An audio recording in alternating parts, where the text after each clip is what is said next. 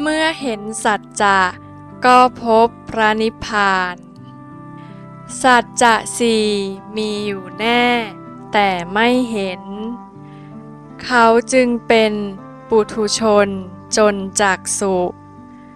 มัคคญาณผลญาณก็อดรู้ ได้แต่ดู